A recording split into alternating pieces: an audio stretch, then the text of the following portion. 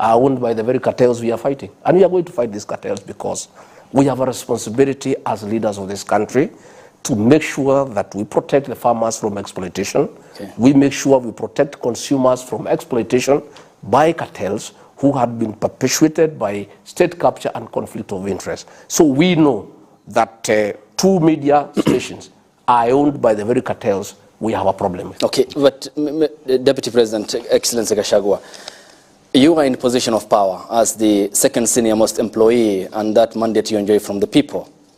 Have you lodged complaint as per the laid down procedures, for example, institutions within the media framework? I mean, there is vagueness about people you want to name. You're saying issues of cartels, but have you followed the right procedures and channels as laid down in law? I am a leader in this country. One of my duties is to comment publicly about the issues that I think I need to comment on. I have no faith in that mechanism because that mechanism that regulates the conduct of the media watched as the media went rogue, as the media became biased against William Ruto and I, and they never raised a finger. So asking us to go and complain to the Media Council is a waste of time, because when the media went against us, bare knuckles, headline after headline, calling us thieves without evidence, calling us all sorts of names without evidence. We did not complain because it would have been a useless venture to complain. All we do ourselves are answerable to the people of Kenya, and our bosses are the people of Kenya. So what happens when we find something that we don't think is right?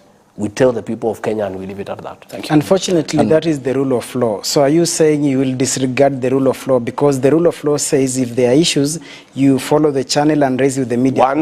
Once we raise the issues to the public, we consider the matter as good as prosecuted. In fact, we have done well. That is why you are raising the issues, which means our concerns have started being addressed. You decide what to do. You may have a matter with somebody, and you may decide just to talk to that person and not pursue him in court. In matters media bias, we will raise it with the people of Kenya. When we find you have gone out of the way, we will raise it with the people of Kenya. And I want to call out the Standard newspaper. They owe the office of the Deputy President an apology. And I would like to explain. Regarding Gachagua, as Deputy President, has not requested for any money to his office. What you must know, and I want to take some bit of time to explain to you, is that Ukuru Yatani, the former CS National Treasury, in conjunction with Kennedy Abogwa, the then Controller of State House, who was the accounting officer for both the office, both State House and the office of the Deputy President, under the direction of President Uhuru Kenyatta, cut all funds to the office of the Deputy President. For 4 years, President William Ruto, then Deputy President, fueled GK cars from his own pocket. For 4 years, he bought tea for his office. For 4 years, he paid electricity bills for his office. For 4 years, he paid allowances to staff accompanying him across the country. And when he became the president-elect, these 2 officers who were attending meetings in his office were embarrassed, and they sought to undo the damage of what they had done to save their face. Previously, the previous year, the budget of the office of the Deputy President was 4 billion shillings. They went ahead and cut 1.5 billion shillings. That is what they were trying to reinstate. And the Deputy President, regarding Gachagua, had nothing to do with it. That is their work. So when the Standard newspaper was trying to assist the attorney to divert attention from the real issues, the real issue was that in the dying hours of the Uhuru administration, President Uhuru Kenyatta pushed the controller of budget through Yatani, and is documented through WhatsApp messages, to pay 15 billion shillings in 26 minutes. Money that we shall give you details of how it was stolen. And the Standard newspaper was trying to divert attention by letting the people digress from the theft of 15 billion shillings in 26 minutes in the dying hours of the Uhuru administration, by trying to say that the Deputy President had requested 1.5 billion shillings. Even if he had requested, he had not stolen the money. A request is just a request. But in this matter, no request was made from my office. It is the Controller of State House who made a request, and they were trying to undo the damage they had done to President William Ruto to save their face. So I would like to say, when such issues happen, we shall call you out, because we expect the media also to be responsible. Okay. And we expect the media to know the elections are over. Okay. Azimio lost. We know you went to bed with them. Can you stop living in denial and get back to work and work professionally and objectively and report to the people of Kenya the happenings as they unfold? Okay. Your Excellency, Section 27 of the Media Council Act, I want to go back there. Section 27 of the Media Council Act establishes a Media Complaints Commission. One of the main mandates of that commission is to handle complaints from the public.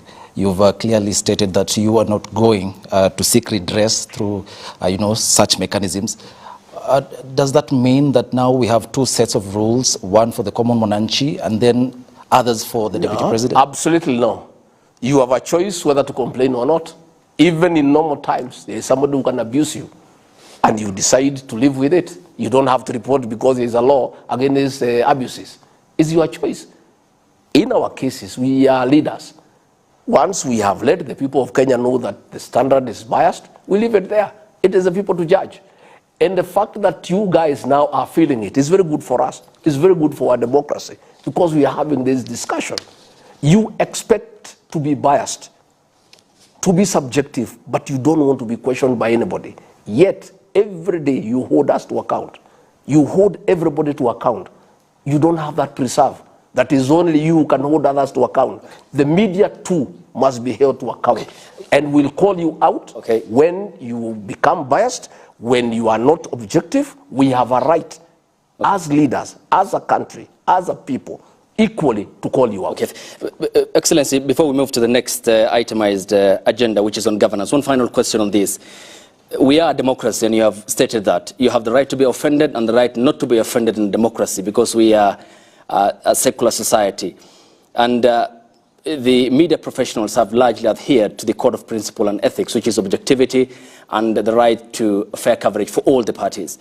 You have talked about crushing in terms of political. You have said you will not complain as per the laid out procedure, and that you will complain to the people. The people voted for the constitution, which provides for that avenue. We're still hanging, there's something loose about it. Are you assuring the Kenyan people that the freedom of media in Kenya is here to stay for this administration? The freedom of media is here to stay, but you are saying that you have done objective and fair coverage. That is a lie.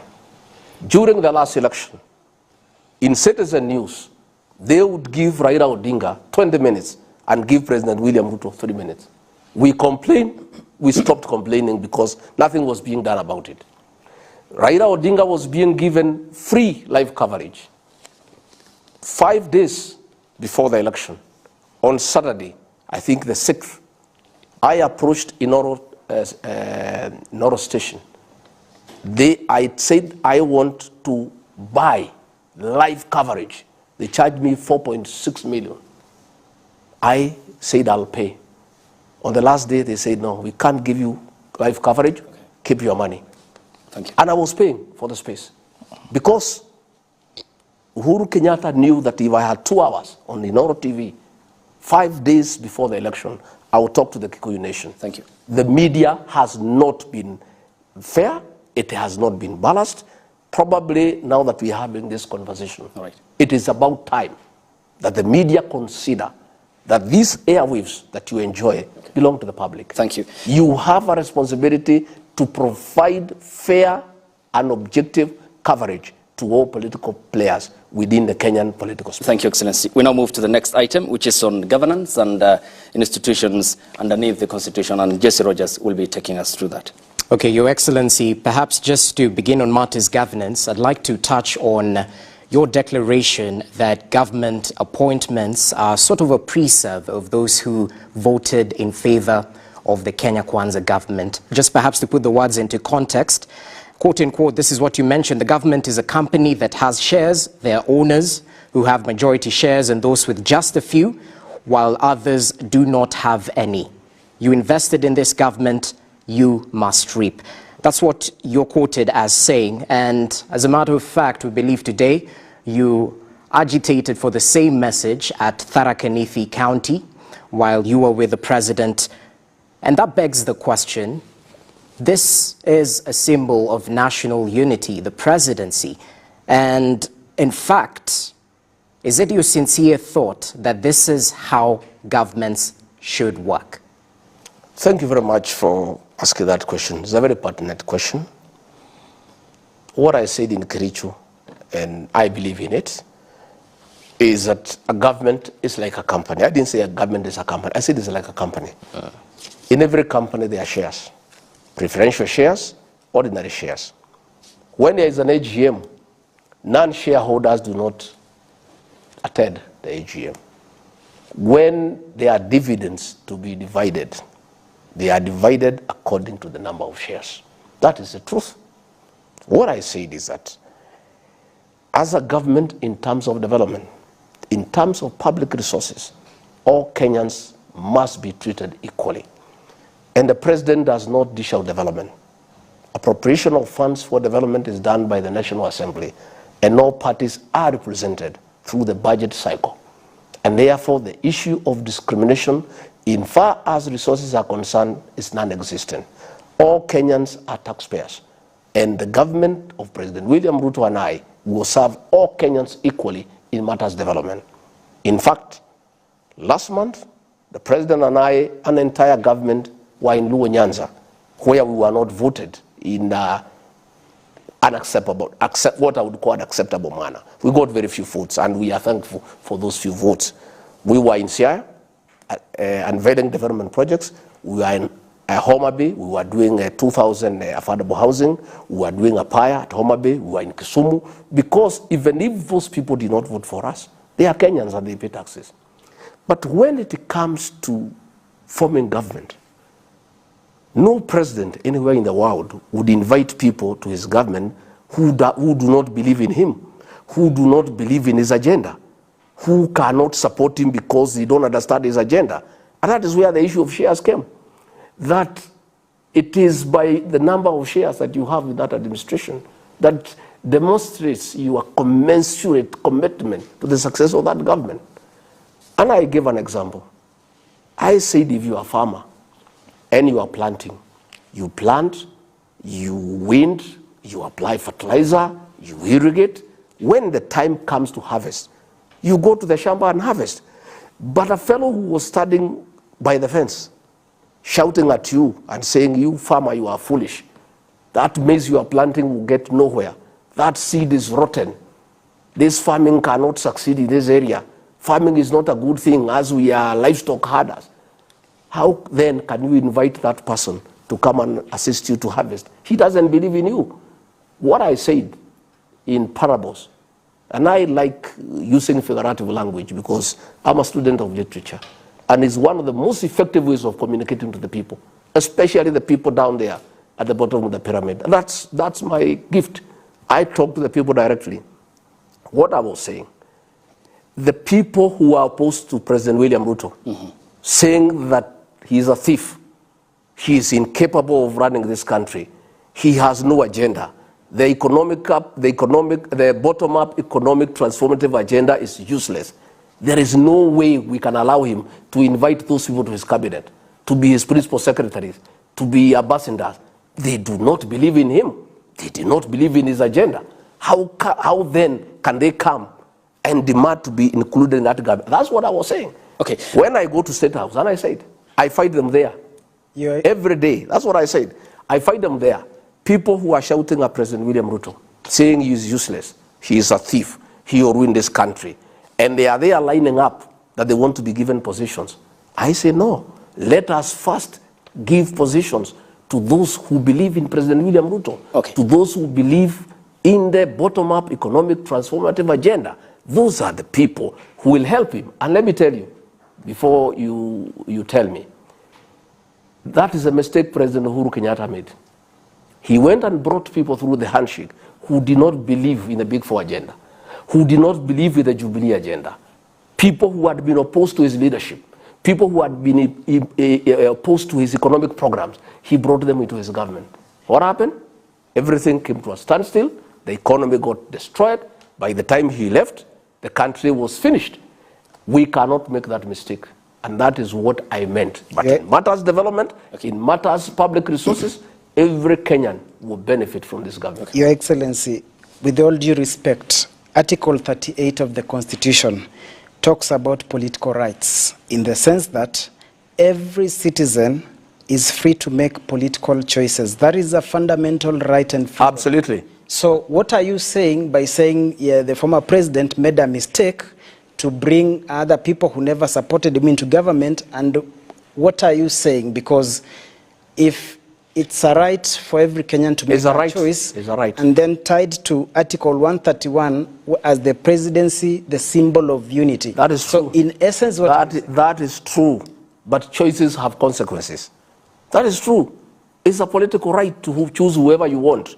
But choices have consequences. Okay. There is no way you can say you don't believe in William Ruto. You don't believe in his programs. You don't believe in his what he stands for.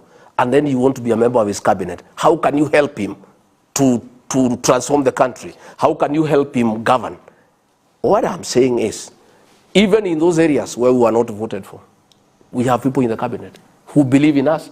It does not mean because that area did not vote for us, everybody in that area does not believe in us. Eliud Awalo from Siaya believed in William Ruto and the bottom-up economic transformation agenda. And that is why today he is cabinet secretary for ICT. Raymond Omolo, he believed in Dr. William Ruto and the bottom-up economic transformation agenda. That is today why he is a PS for Interior. Mr. Kobundo is a CS for Trade. We are saying in every part of the country, there are those who believed in President William Ruto and his programs. So what we are telling Azimio people, when you make a bed, you must lie on it. Okay. Don't force us to take people who don't believe in us. Among your support base, we have people who believe in us. Those are the ones we shall choose, and those are the ones who will join our government. And in every part of this country, every community is represented. The issue we have with Azimio, they want us to bring us Azimio people in our government. But Deputy President... Because they sabotage our government, the way they sabotage the Uhuru Kenyatta, we cannot agree. Deputy President, in all fairness, you know, you can say whatever you've said, but the Azimio people are not here to say they're not lining at State House for government. You will call them to ask them. But in all fairness, I'm saying, can you maybe say a few names, one or two, who are these people? I don't have to say because, let me tell you, these people, one, they say they don't recognize President William Ruto and they don't recognize his government. Then the following day they are saying this government is discriminating against us. How? If you don't believe in the president, if you don't believe in his government, how then do you expect to be included in his government and you have said yourself publicly in broad daylight that you don't recognize him, that he is not in office legally, yet you are claiming you want your supporters who are clapping when you are saying you don't recognize William Ruto to be in your government. On a further note, when we try to reach out to everybody for national cohesion, for national unity, we hosted members of parliament from ODM, from Luo Nyanza. What happens? They were de-whipped, they were threatened, they were thrown out of meetings. So these people, they are speaking from both sides of the mouth. They are saying on one hand, we want to be included in the government of President William Ruto. On another hand, they are saying we don't recognize President William Ruto. When a few leaders decide that it makes sense to engage the president, to discuss development with him, because the elections are over, they go and have a meeting with the president. The MP for Langata Jalango was thrown out of the meeting. The other 9 MPs are under siege. The party leader of ODM is fighting them in every meeting for going to engage with the president. What do these people from Azimio want from us? One, they say they don't recognize us. On the other hand, they want to be part of government. When we say, okay, come, we talk, they discipline the people who have come to speak to us. What are we supposed to do? Okay, Excellency, and just as we wrap up on this, there are two contrasting issues here. You have talked about the masses and the people who you said are lining up at State House looking for opportunities in government. I mean, the Constitution only recognizes Kenyans as one. There are no primary or secondary Kenyans. Two, During your oath of office on the 13th of September, you said that you will administer this country as the deputy president Yes. without fear, Yes. favor, Yes. or ill will. Yes. There is the aspect of qualification, Yes. competence, Yes. hard work, Yes. and meritocracy. Yes. I mean, when you describe the country as a shareholding company, figuratively you said, Yes. this is so inferior to the position of the Constitution that establishes this country as a constitutional democracy. This coming from the Deputy President, isn't it appalling that you said the Kenya is more or less a shareholding company? There's nothing appalling. It depends on the way you look at it. The people I was speaking to are more than happy. I spoke today in Tharaka. It was thunderous reception. They associate with those comments. That is the political reality of this country. Move away from theory. Governments all over the world come with their own people when they form government. And they don't go to look outside there. They look from among people they know. People who believe in what they stand for. As deputy president, I took an oath of office to serve the whole country. That is why I spent 3 days in Luo Nyanza. I was in Siaya. I was in Homa Bay. I was in Kisumu. But that does not mean for me to look national. I get somebody who was abusing President William Ruto, saying that he is not capable, that he has no idea how to run the country, and bring him into his government so that he comes and sabotage the government from within. I am saying, once bitten, twice shy. President Uhuru Kenyatta made that mistake. Okay. He brought characters into his government who did not believe in him, who did not believe in his agenda, and in the process, they messed the whole 4 big agenda. They messed the whole Jubilee transformative agenda because they did not believe in it. William Ruto will not make that mistake. He'll embrace all Kenyans from all communities, but the people to help him manage the affairs of this country are those who believe in him, are those who believe in the bottom-up economic transformative agenda, and those who believe in his leadership. Those are the men and women from across Kenya, from all communities, that he'll assemble to help him to govern this country. Your Excellency, just a quick one. Your Excellency, to some they say you appear to be always in a combative mode. Some say at any opportunity with a mic you lecture Kenyans. Is the truthful man a bitter man? Kenyans, just like I said, have a right to say what they want. This is democracy. Kenyans have every right to describe character. I am a person, and you should have known me by now. I speak from my heart. I say what is in my heart. I'm a truthful man. I'm an honest man. Kenyans are not used to honesty. And many people have a problem with that. And I want to tell you, let me tell you, my brother, you people of the media, demeaned me. You called me names. You drew caricatures against me. You said I'm uncatchered, I'm uncouth, I am a villager, I am all that. But on the 9th of August, the people of Kenya, 7.2 million Kenyans disagreed with you and say this man called Gachagua'S, we like his style of leadership, he's a truthful, he's an honest man, we can entrust him with leadership. I accept and welcome criticism from the media, from the social media, from everybody. But let me tell you, nobody will ever change me. Okay. I am natural. I will never change my language. I will never change my character. I will never change the way I speak. I will always speak from my heart. Unless the people of Kenya tell me to stop. And as I go around the country, because I do, I'm everywhere. Kenyans urge me on. Yeah, they urge me on.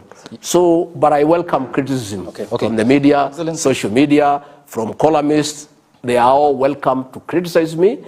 And myself, I know who are my employers. I know who matters in the whole of this equation.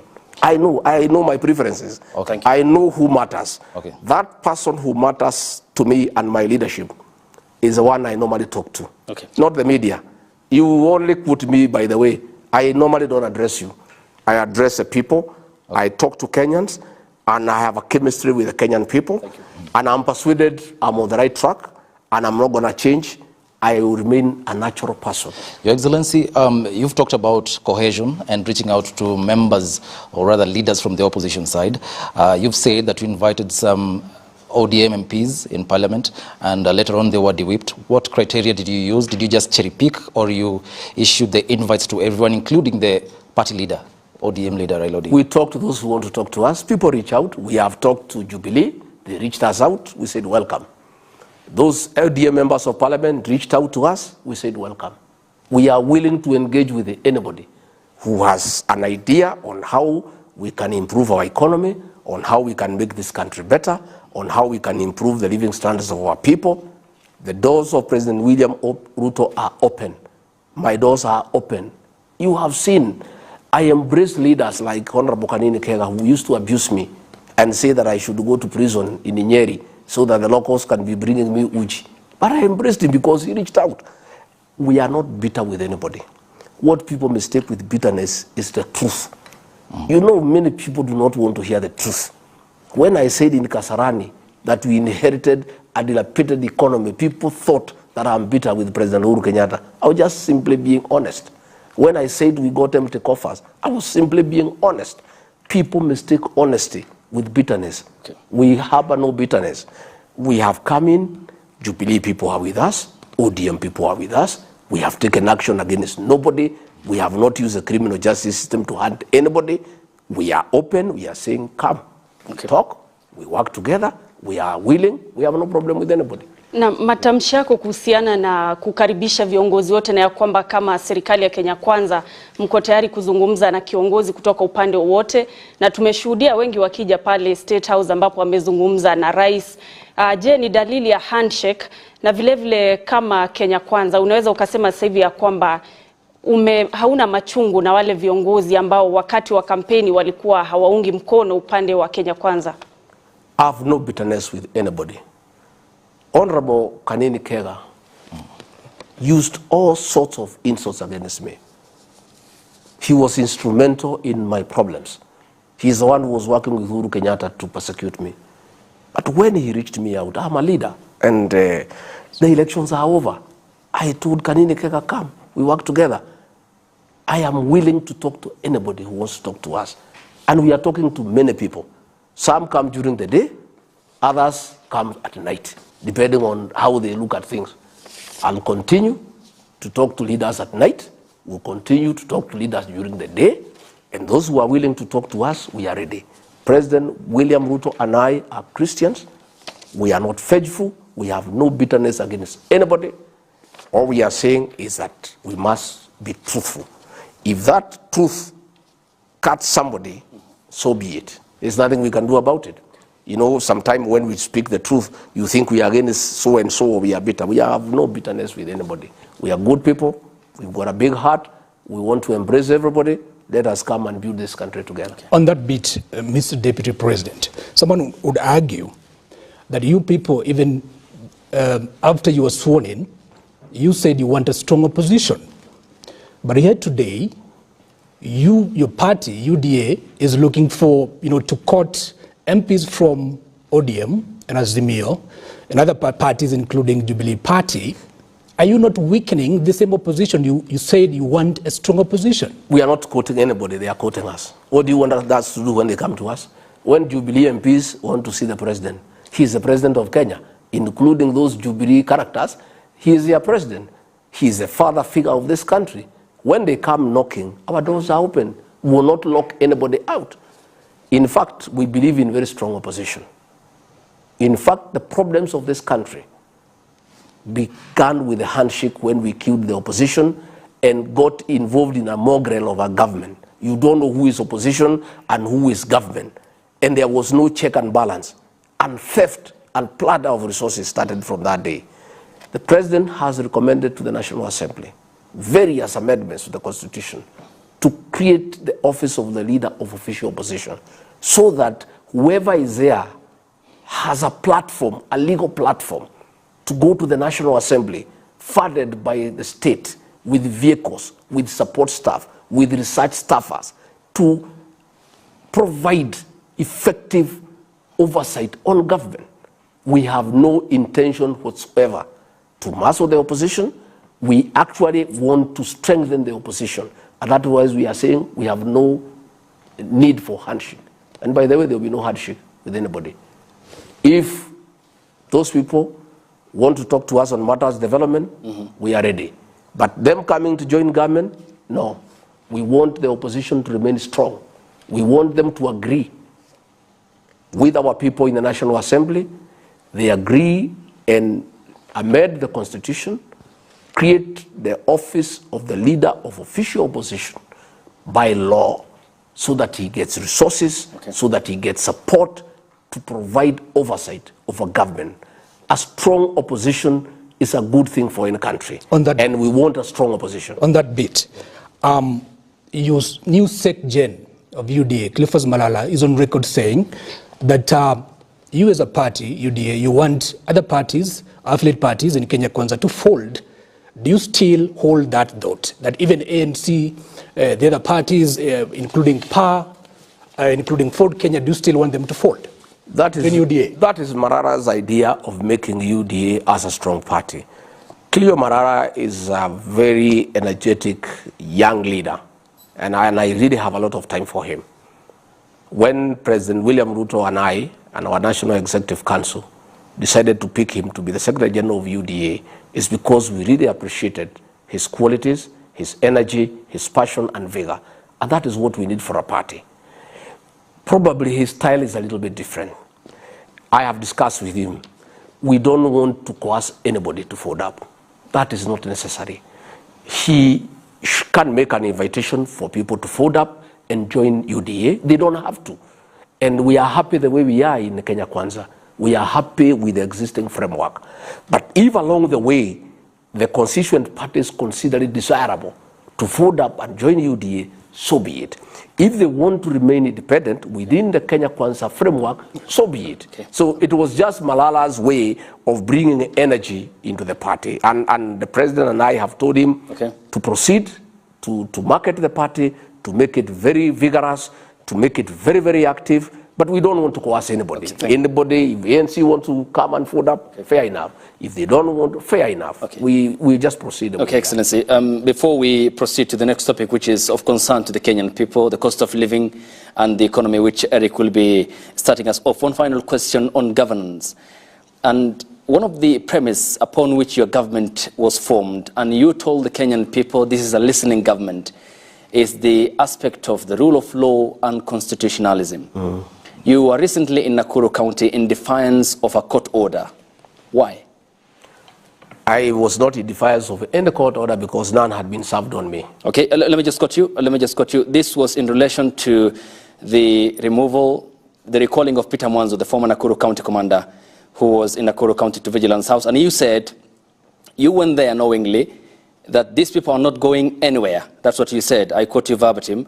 I've come here with iron sheets, food, and 10,000 for each of the family evicted. The county commander has been removed. Two quick questions there. Why did you defy a court order? And was the former county commander recalled to Vigilance House by that directive that you made in Nakuru County? I did not defy any court order because none was served on me. You defy a court order if it has been served on you. Let me say the following. We are a country of the rule of law. We are a country that obeys court orders. There was no court order, as far as I'm concerned. Okay, were you issued with your court order? No, I have not been issued. You were not party though. So there were two parties in court. Yeah, listen, let me finish. Allow me to get the... I know what you are saying. Okay. I'm explaining. Okay, but you are not party. That court order did not direct the police commander to oversee the destruction of property. That court order did not direct the police commander to oversee brutal eviction of children and women. That court order called for eviction. It did not call for brutal eviction of children and women. It did not call for destruction of property. What we have told police, and I want to repeat here for the record, if there is a court order asking police to provide security for eviction, that order should be obeyed. But there is a way to obey it. Which is the way? I am explaining. Okay. You table that order before the county security intelligence team to discuss the manner of eviction. One, to ensure there is no eviction done at night. There will be no night eviction in this country as long as William Ruto is president. Why do you want to evict people at night? So that you steal their property, so that there is no accountability, you rape women, you rape children. There is nobody in this country, as long as William Ruto is president, no police officer anywhere in this country will oversee an eviction at night. That is one. That eviction was done at night. As a signal had been issued when President William Ruto came to office by the Inspector General of Police, directing all police commanders in Kenya that there shall never be a night eviction. That is why we removed him. During the night, property belonging to those poor men was stolen. Women were raped. Property was destroyed. I am Deputy President of William Ruto. I cannot sit in Nairobi when an overzealous police officer, using police officers paid by the public, using guns owned by the people by the taxpayers, using ammunition, go and oversee a brutal eviction in the middle of the night against helpless women and children. That will not happen. Number two, the police in that county committee on security and intelligence, a discussion will be arrived at on how to evict people in an orderly manner so that people are not brutalized. We have come from a government, the government that was there, the Uhuru administration, that was heartless, that brutalized its own citizens under the supervision of police. So I am saying we'll obey every court order, but within the realms of the law. Okay. There is no order from any court saying that the eviction should be done at night. All things that are done at night are not good things. Why can't they do it during the day when everybody can see? That is why the police commander was removed, because there was a signal, clear. And I asked the IG for that signal and he said it to me, very clear. There is no eviction at night. Because why do you want to do it at night? What has happened in this country? In the last administration by Uhuru Kenyatta, the policemen went rogue and they brutalized the people of Kenya. You remember what happened in Kariobangi, what happened in Ruai. Kenyans were brutalized during COVID, when there are floods, when it's raining, under the watch of policemen. I am saying that will not happen, and that is why I went to Subukia to apologize to those people that our own government, a government they elected to office on the platform of not allowing brutal evictions, had actually supervised brutal eviction against the people of Kenya. Just on yes or no is aspect, because still to quote you verbatim, you said any police commander should notify the County Security Committee and Intelligence before executing any orders for eviction. If evictions have to be done for whatever reason, even with court order, it has to be discussed by the County Security Committee. We have instructed the Attorney General to review the case. If that court order then, and the evictions as per the order happen during the day, will you defy the court order? Nobody, the court order will be obeyed, but its implementation will be done according to our rules. Thank you. Yes, sir. Just on that, and very briefly, before we move on to the next topic of discussion, when the Kenya Kwanza administration took over, you said that you're handing the National Police Service its own budget to make it independent. Are you confirming now that the executive still has a hand in how the National Police Service operates? The police service, the National Police Service is independent. We have given the Inspector General financial autonomy. He is now the accounting officer. He needs no direction from anybody on how to work. But the government also has policies. And the Inspector General of Police has been hired by President William Ruto. President William Ruto has a manifesto. He has a covenant with the people of Kenya. One of the things that we agreed with the people of Kenya is that there will be no brutal evictions at night. When President William Ruto hired Japheth Koome as IG, he made it very clear to him on what had been agreed on with the people of Kenya. And before he took the job, he agreed that the policies that had been agreed on in matters policing will be observed. And let me tell you, we have a very, very professional Inspector General of Police, Japheth Kobe. We have a very professional CS for Interior, Professor Kindiki. Other than that one isolated incident, we have not had any other. And that is very good. Okay. You know, since we came in, today is 6 months, since we were sworn in. 7 months. On the 13th. I think it's 6. We were sworn in on 13th of September. 13th September. So I think it's 6 months today. We have not had any violation of what we agreed with the Inspector General of Police. And I'm very happy myself. Even when I discussed with the IG on that issue, he dealt with it very fast. And action was taken and things have been normalized. Thank you. We do not interfere with the way police carry out their operations, but there are certain policies that were a covenant between the people of Kenya and President William Ruto. And all those who have given jobs must adhere to those policies. Fair enough, sir. Let's talk about the cost of living. And one of the things that we have to talk about is the cost of power. And I want to quote the chair of the Presidential Council of Economic Advisors, that is David Ndii. I believe that his position is the official government of Kenya position. Using his verified Twitter handle, he said on power bills, we have two choices: costly power available 24/7 or cheap power available a few hours a day like South Africa. And he went ahead to say, if you care to peruse our manifesto, you would have noted that cheap power does not feature in our pledges on electricity. But your manifesto actually had promised to lower the cost of electricity in a 3-point plan. Referencing that tweet by David Ndii, I have two questions. When should Kenyans expect the cost of electricity to be lowered? And two, is the government planning to introduce power rationing? First and foremost, David Ndii is an advisor to the president. He does not pronounce policy. Public policy is pronounced by the president, the deputy president, and the respective cabinet secretary. So I would not want to go into that as far as I'm concerned. If that pronouncement came from the CS Davis Churchill, I'll be able to talk on it. I want to say that the government is concerned about the cost of power. And a lot of things are happening behind the scenes.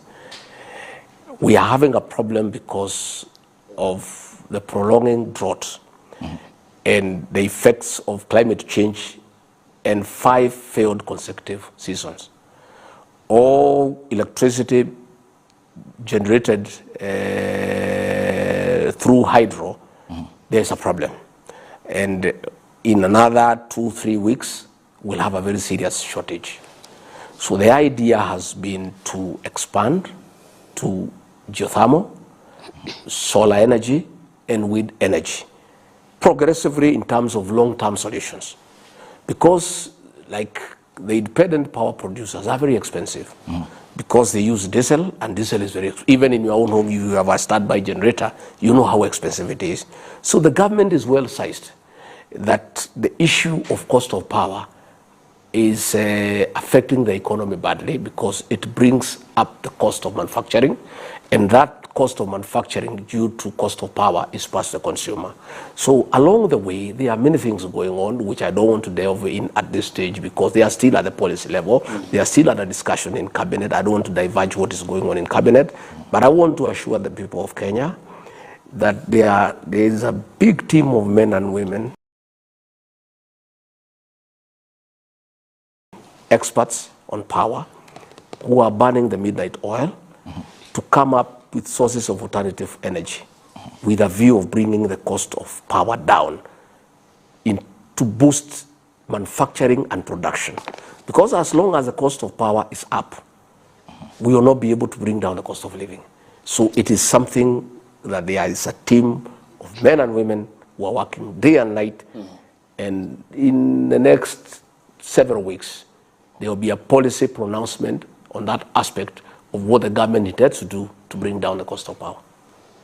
Is rationing an option on the table? I can't say at this stage. I am hoping we'll not get a South African state where we have to ration. Okay. I hope we'll not be able to get there. I was in South Africa in December, and it's not a very decent way of life. But I am saying that discussion is going on. We need to appraise the situation. What are the water levels? What is the amount of power we can get from the hydro dams, what is it that we can get from geothermal, what is it we can get from solar, what is it we can get from wind, what is it that we can get from across the country, against our overall requirement. Okay. And then decisions will be made depending on the deficit. Okay. All right, Mr. Deputy President, looking at the cost of basic commodities such as unga and such commodities, would you say that in the 6 months that you have been in power, you've done enough, the most that you could have done as a government? I think we have done extremely well. When we came in, the cost of unga was between 230 to 250. And at that time, there was a subsidy. Despite the subsidy, which was, which cost the government 8 billion, and which of course was stolen, the unga was 250, between 230 to 250. We have worked very hard. And now unga, depending on where you are buying, is between 100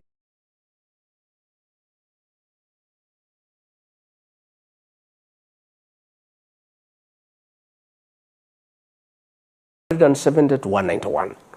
As of, without patting ourselves on the back, I think we have done extremely well. And that has been short term. The long term, we decided as a government, and under the wise leadership of President William Ruto, on advice of serious economists, that subsidizing consumption is foolish because it's not sustainable. You cannot subsidize consumption.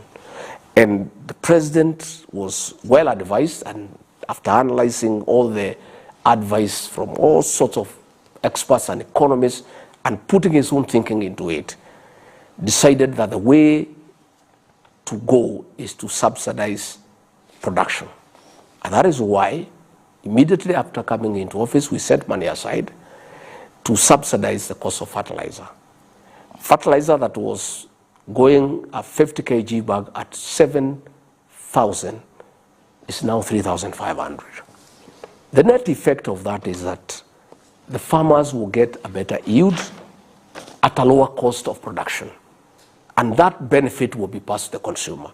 So looking at the way things are going, all factors being constant, God being merciful and giving us good rain, we have prepared the farmers well. In the bread basket, 16 counties, our bread basket, we have sufficient fertilizer. I went to Mombasa personally to oversee the distribution of that fertilizer. I was in Kericho to ensure that it has reached. I saw with my own 2 eyes. All farmers have fertilizer and are ready for the long range planting. All factors being constant, with God's mercy, we are going to have a bumper harvest with high yield and at a lower cost of production. That should be able to set the cost of unga down 150, 140, all the way to 120. And we believe that if eventually we can stabilize the cost of unga at 120, 110, 115, we think that is fairly comfortable for the people of Kenya. So I think we have done well. So when I see these maandamano characters making noise at us, the question I'm asking is one. They are telling us that they are going for maandamano for us to bring down the cost of unga. When unga was at 230, they never called for maandamano. They were right inside the government. The President Uhuru Kenyatta said his advisor is Raila Odinga. He's on record. Raila Odinga never called maandamano when unga was at 230. Why is he calling for maandamano when unga is at 178? It's double speak. Number two, he had an opportunity then, as the advisor of President Uhuru Kenyatta, without having to go to maandamano. He was part of government. He would have advised his handshake brother on how to bring the cost of unga down. Just how foolish do these people think Kenyans are?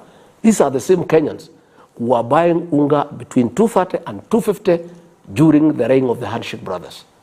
There is a new government that has brought unga down by 50 shillings, 45, all the way up to 178, 175.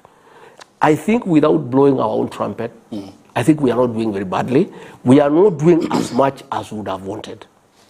But telling us to subsidize unga, we are not going to do that because it's not sustainable, it is foolish, In any case, there is no mechanism that is proven to subsidize unga. We have sat down with millers, and I said I'll speak. 4 billion shillings were released from the National Treasury to subsidize unga. We went throughout this country, and I want to challenge the people of Kenya. No Kenyan anywhere saw a packet of unga at 100 shillings. Those millers are demanding money from us. They only received 1.7 billion, 2.3 billion shillings was stolen. They are saying they did not receive the money, and the money left the National Treasury. We are saying why these people are calling for Mandamano to return the unga subsidy is because the network of stealing that money for unga subsidy belongs to them. So they want us to release another 2 billion, which the National Assembly has refused. Deputy President, you had a strategy to reduce the cost of specifically maize. Yes. In January, President William Ruto is on record in Eldoret saying your government has a strategy to import cheap maize, free duty maize, by end of February. And even the CS for Agriculture, Medical and Turi, including Moses Kuria of Trade, they're on record saying it. But now, after the end of, we are now in March, there's no importation of cheap maize. Kenyans were waiting for this. Yes. Where is the maize? It's good you have asked that question. The maize is not available anywhere in the world. The CS for Agriculture and the PS, the Honorable Mithika Linturi, were in Zambia, which produces maize, and there is no maize available. The only maize that is available in South Africa, and we are in competition with Angola and Rwanda for the same maize.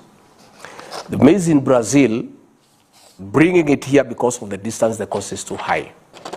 We decided as a government that the government is not going to import any maize directly because we don't want corruption. And the government doesn't want to get involved in importation directly because we don't want scandals. We don't want people in government to get into business. We advertise for millers and other people to apply to be given permit to import duty-free maize so that we can bring down the cost of maize flour. Unfortunately, and I'm sorry to tell the people of Kenya, there's no maize almost everywhere in the world. Are you now saying that Kenyans should wait? Listen, I'm just saying. It is a difficult situation. It is 2 months ago, almost 3, when we gave people to import maize. And most of those people we gave maize, they are telling us wherever they have gone, they are competing with governments for the same maize. There is a problem of maize availability everywhere in the world. And that is why the president sent Mithika Linturi to discuss on a government-to-government program between the government of Zambia and the government of Kenya. And they have said the earliest they can give us maize is September. So what we are saying is that we are asking, last week, the cabinet approved the importation of another 500,000 metric tons of maize, this time not to freelance importers, but to the millers themselves. And we have sat down with the millers. And they have said that they have established good contacts and they can pool resources together because of economies of scale. They can be able to compete with governments, because what is happening is that other governments across the world are competing for the same maize. I don't want to portray a very dark future, but I want to say that it is not easy. And I speak honestly because sometimes I think Kenyans deserve the truth. Okay. Because when you prepare them for the truth, it's normally a good thing. Right. Everything is being done, and I was in Eldoret. There are 2 ships in the high seas with maize. And I told the people of Eldoret and Kitale, the farmers there have been holding maize and expecting higher prices. And the prices are already very good at 6,000 per 90 kg bag. And I did tell the farmers, when these 2 ships arrive in the country and the maize is offloaded into the market, the prices will come down. Please, release your maize. If the farmers in our breadbasket counties, the 16 of them, agree to release the maize that they have, if they can be patriotic Kenyans, to understand that people of Kenya need food. And the maize they are holding is making the prices go up. If they can agree as early as tomorrow to release the maize that they are holding into the market, the prices of unga will come down even to 140. So I want to use this platform to make an appeal to all maize farmers across the country to be patriotic, to think of their brothers and sisters who are suffering, to consider at the current prices, which are very good by any standard for the farmer and bad for the consumer, for the benefit of the consumer and the Kenyan people, to consider to release into the market all the stocks of maize that they are holding. Okay, Mr. Deputy President, thank you. And again, we have also agreed. Okay. The animal feeds millers are competing with human beings for maize for the animals. So what we have done again, the cabinet has approved the importation of yellow maize for livestock, for animal feed millers, so that they stop competing for the white maize, and that will lessen the strain on us. So we are saying the yellow maize that has been approved by government to be imported duty-free for animal feeds, I want to ask the miller, I met them personally, to take advantage of that window, import as much as they can, and produce feeds for the animals. Again, yellow maize, for those who wish, the government does not want to recommend it to anybody to eat yellow maize. But yellow maize is good. Okay. If you go to the supermarket, there is yellow maize, and the price is higher than white maize. It's very nutritious. For those Kenyans who may want to consider to consume yellow maize, we are importing, both for human beings and for animals. When you say that there's no maize anywhere, and I remember the president in his Jamhuri speech, he said maize that was expected in January, an assortment of foodstuffs. That was the wording he used. Then the two CSs came and informed the nation that maize will come. And you've said you are speaking the truth. You've gone around the world, there's no maize anywhere. Did the government mislead? Maize is available, but the prices are higher than what we have here. Okay? The maize that is cheaper that we can bring in is what is having a problem. You can bring maize as far from Brazil, from America, it's fine. But because of the cost of transportation, when you add the price of maize in America, in Brazil, in Argentina, when you add the cost of transportation, you find that the price will be higher than what we have here, which then defeats the purpose of the importation. So the idea is that we get the millers to join, as they have agreed. There is a lot of maize in South Africa. They pull so that they are able to buy in bulk. Because what is happening in South Africa, they want to sell in bulk. Okay. And the people we have given that importation are not able to buy in bulk. So there is a strategy by giving 500,000 metric tons to the millers to import from South Africa or elsewhere, and that will be able to deal with the problem. Okay, Your Excellency, let me take you back to the issue of fertilizers. And you've mentioned that you were in Mombasa and you're satisfied by the way fertilizer is being distributed. Just a quick research shows we have about 14,000 registered farmers in the fertilizer subsidy program.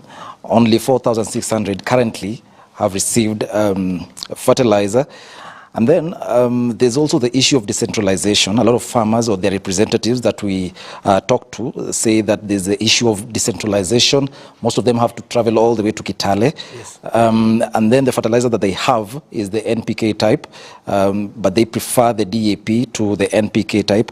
I just want you to address the issue of decentralization and the issue of farmers saying that they have not been involved when it comes to making such crucial decisions. No, we are a responsible government that has done research and done tests on the soil and determined the kind of fertilizer that is required, and that is NPK. DAP has a problem with acidity, and most of the soils in the breadbasket areas are very acidic, and therefore when you put DAP, it does not help the farmer.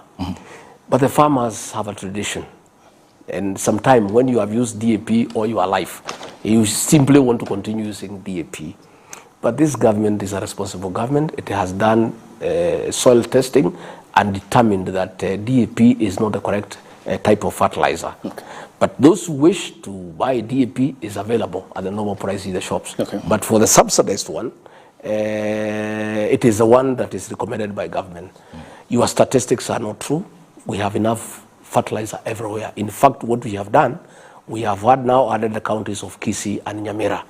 Initially, we had Kericho, Bomet, Uasin Gishu, Trans Nzoia, Bungoma, Kakamega, Nakuru, Narok. And we have now added Kisii and Nyamira, and a bit of Baringo in terms of the areas of the Damara vein. What we have agreed with the county governments, they are partnering with the national government so that they offer the last mile distribution. What we have requested the governors to do, where we have National Cereals and Produce Board depot, the governors, because agriculture is a devolved function, can open many depots and sub-depots in every constituency. And when I was in Uasin Gishu, that matter came, and we discussed with our governor there, Kotimoja, and we agreed. And I think that is going on. So I want also to take this opportunity to speak to all our county governors, wherever they are, and plead with them to fast track and hasten the opening up of sub-depots and mini depots to take the fertilizer near the people so that we save them the cost of transportation and the bother of leaving their farms to go and queue for fertilizer. But as we speak, I want to confirm that we have sufficient stocks of fertilizer across those counties. And progressively, this is a pilot. It's going to be replicated across the country for other crops, not just maize. Okay, but Excellency, Mr. President, before we transition, you said sufficient fertilizer, but the NCPB in Kitale, Trans Nzoia County, they say they need 400,000 bucks of fertilizer. They only received 80,000. I think of 320,000. The process is ongoing. They don't even have the facility to stock 400,000. What we have encouraged them to do is dispense as it arrives. And the process is continuous. Every day, and you know the fertilizer we have bought, we have also encouraged, you know, the bagging and the packing to be done in Mombasa so that we can also create employment. So what is happening is that it's a continuous process. The bagging and the labeling is going on in Mombasa. We are using SGR, we are using trucks, and we are dispensing the fertilizer as it comes. But we have sufficient fertilizer for the long range for those counties that deal with the production of our grains. The process is ongoing, yes. This promise of fertilizer started on day one in Kasarani. It's now 6 months. No, but it's fertilizer. It's not a promise. It's going on. April is here now. No. There is the issue of fertilizer is not a promise. It's happening. And I was in Kitale. I distributed fertilizer. I was in Mombasa. Your people were there. The stores are full. The trains are full. In fact, the problem we are having is transportation. The SGR cannot cope with the speed of how we want it done. But the issue of the availability of fertilizer is not an issue. There is sufficient fertilizer in the country. Okay, Excellency, we are into the last 15 minutes, and we now transition to education, and Nancy Okwari will take us through. Well, thank you so much. We can start by talking about the transition to junior secondary school. And it has been marred by parents complaining about congestion in classes, lack of textbooks, and recently when he appeared before the Senate Committee on Education, the Cabinet Secretary said that 55,000 learners, over 55,000 learners are yet to report to junior secondary school. Would you say that as a country we are well on course? Well, the CBC is a difficult matter because it was rushed without proper public participation. I remember the former CS for Education, CS Amina Abdallah, had said that we wait for a while. And the then president could hear none of it, and he ordered for it to be rolled out. And as a result, it was rushed.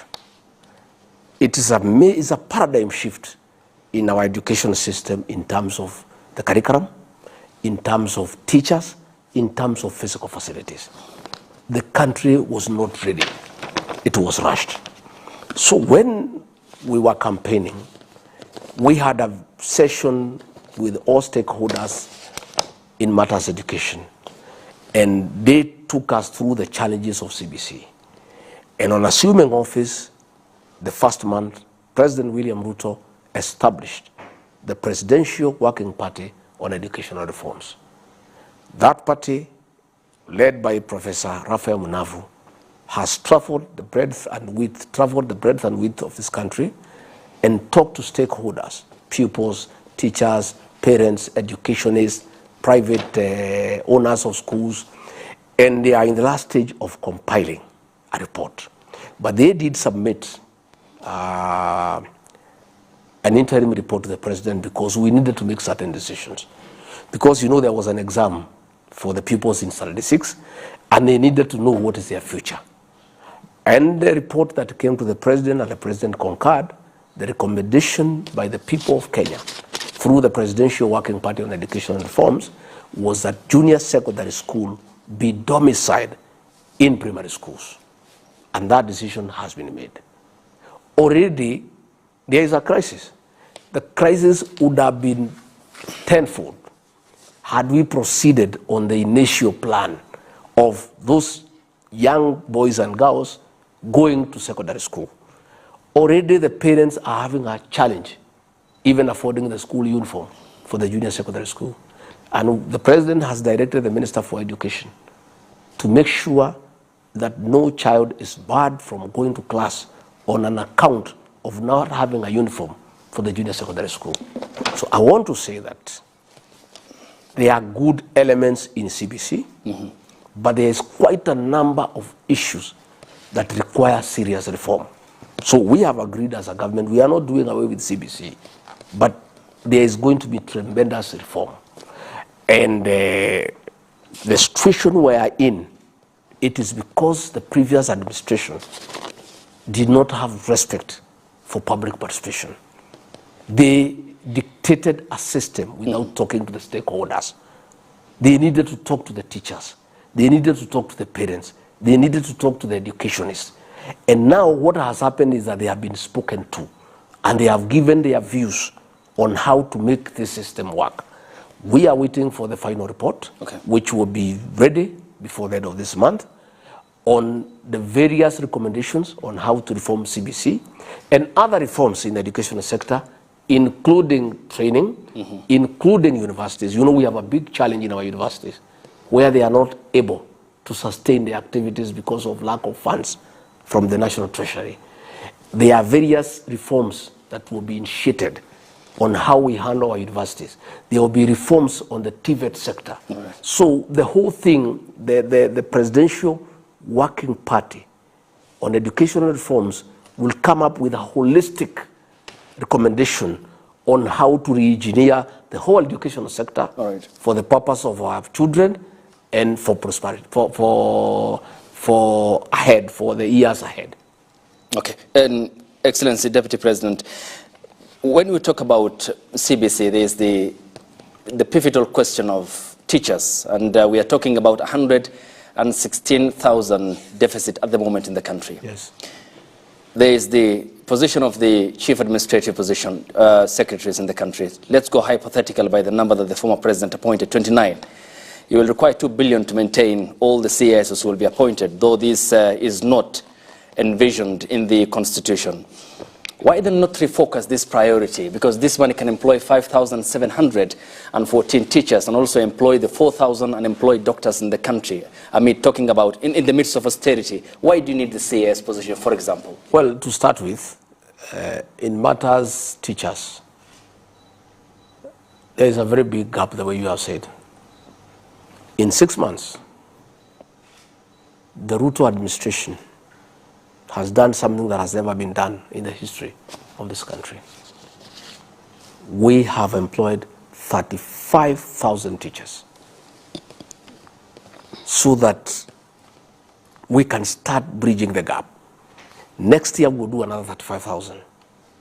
We had initially wanted to do it in 2 years, 116,000. It was in our plan. But on reaching here where we are, and looking at the economy and the performance of the economy, we found that we cannot fill the gap in 2 years. It needs to be spread across 5 years. But we have started somewhere. We have now rolled out the employment of 35,000 teachers, and that will really be a big relief to our schools. On the issue of saying that if we don't appoint the CSs, then it can go to the teachers. The same argument would, why don't you do away with the deputy president so that we can employ the teachers? I don't think that argument will hold. The president, in his wisdom and governance structure, from time to time will determine the levels of support that he requires to govern.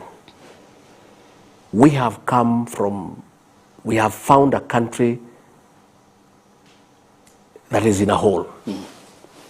We are trying to get out of that hole.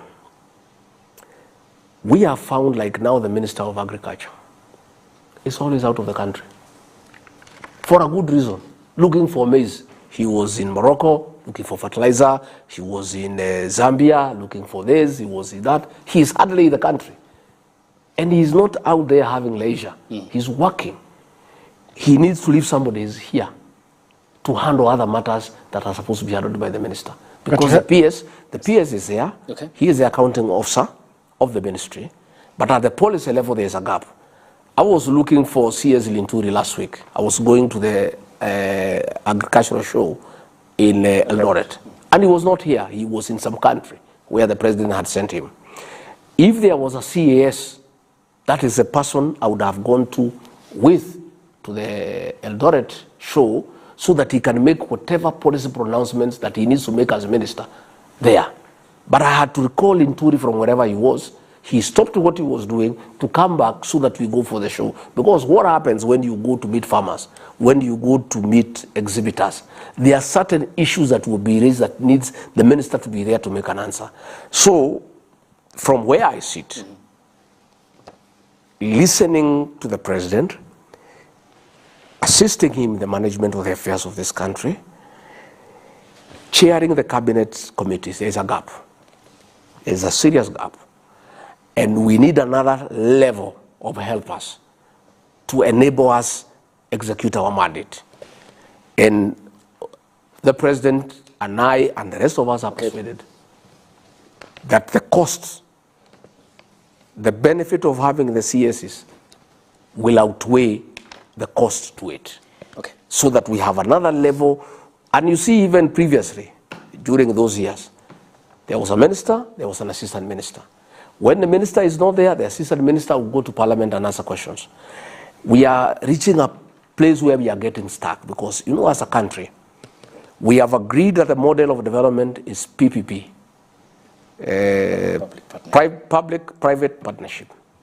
We have a lot of work to do to engage with investors across the world. This means that the cabinet secretaries at their level needs to travel to enter into agreements with various countries, with various investors. And what happens when they are not there? There is a gap. So in the next few days, the president will name the CSs. And by the way, it's a recommendation by the Public Service Commission. And those people will go to parliament, they will be vetted. Then they will come and add value to the government by assisting the cabinet secretaries and by, you know, filling that gap where we are getting caught up in situations that are not very neat in terms of service delivery. Thank you. We have under 10 minutes to go, and we have a serious issue insofar as our security is concerned. We have woken up to a serious declaration by the CS, and then the announcement that in 7 months, 135 Kenyans have died, including 20 security officers.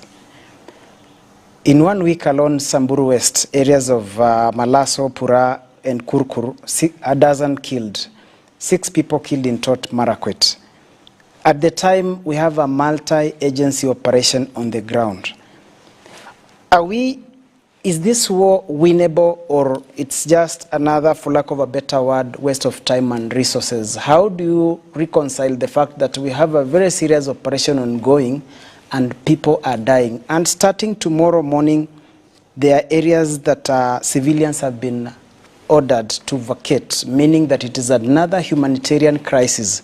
What are the measures to handle this crisis? And yes, did the government think through this humanitarian crisis that will emanate from tomorrow 8:30?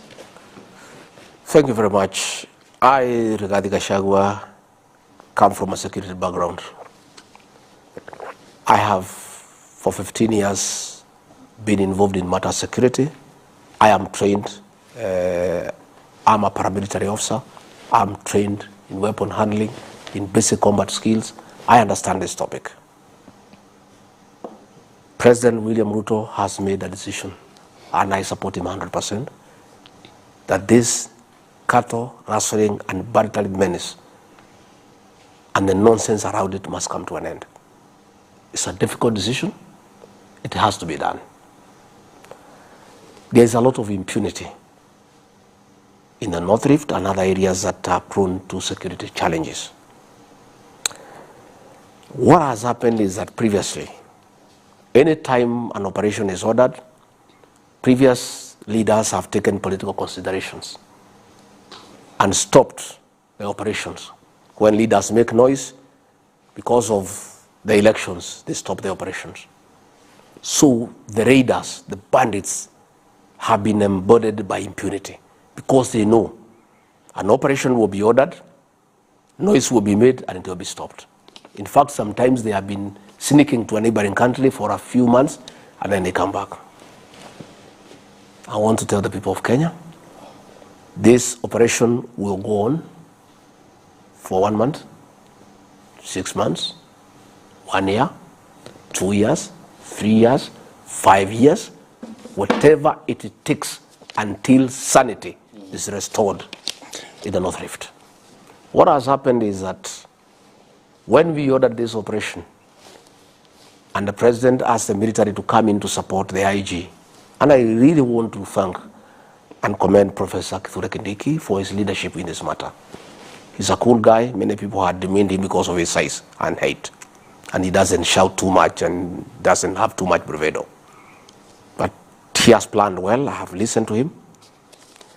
We have listened to the commanders. They have got a good plan.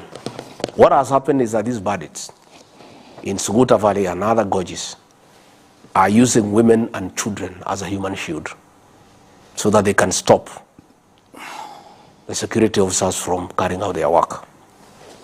An order has been given, all those areas where the bandits are, for people to leave, the women and the children, and they have been given a deadline. Those who don't leave, I'm sorry. I'm sorry. They have to leave.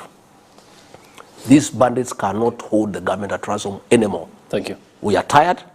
This matter must be sorted out once and for all, and we are not going to allow criminals and bandits to use women and children as human shield. An ultimatum has been given. We are going to send people with planes and megaphones and ask the women and the children to leave and leave us to face with the bandits. We are willing to have an engagement with them one-to-one. Thank you. If the bandits want to leave too, they can leave. Okay. But we are asking the bandits to ask their women and children to leave those areas. Thank you. And then we can have one-to-one engagement. But this government is a government that will sort out that nonsense once and for all. Thank you, Your Excellency. At the best interest of time, we have to leave it there. Many thanks for your hospitality, and we thank you for heeding our invitation to talk to the Kenyan people on vast array of issues. Of course, because of their extensive nature, they can't be done within the time frame allocated always on television, but we appreciate your company and your availability, and we look forward to many more engagements. Asante sana. Thank you very much, ladies and gentlemen. And this is not right. You are not gender sensitive. Next time you have an interview with me, if you are not gender sensitive, I will not allow you in, even if you accuse me of not respecting press freedom. I think you guys have been criticizing us. Thank you. For the two-third gender rule. Asante. And here you are practicing discrimination. But I want to thank you for the interview. Okay. And we respect press freedom. Yes. And we ask you to be objective. Well, that is be fair. The surety that Kenyans are waiting for. Asante sana. Thank you so much. To Nanso Okware, my colleague from the Kenya Broadcasting Corporation, Jesse Rogers from KTN News and Standard Group Limited by extension, Duncan Khaimba from Nation Media Group, NTV, that is Giverson Minor from K24 and MediaMax, and Eric Monene from TV47 and Radio 47 as well, set for launch tomorrow. And thank you to Your Excellency for your time and company. Thank you to you too, the Kenyan people, for watching. We aspire to be objective, professional, as we are your avenues for getting information from Kenya and across the world. And we aspire and pledge to hold those in power to account, since all power and sovereignty belongs to you, the Kenyan people. Thank you for watching, and have a good evening.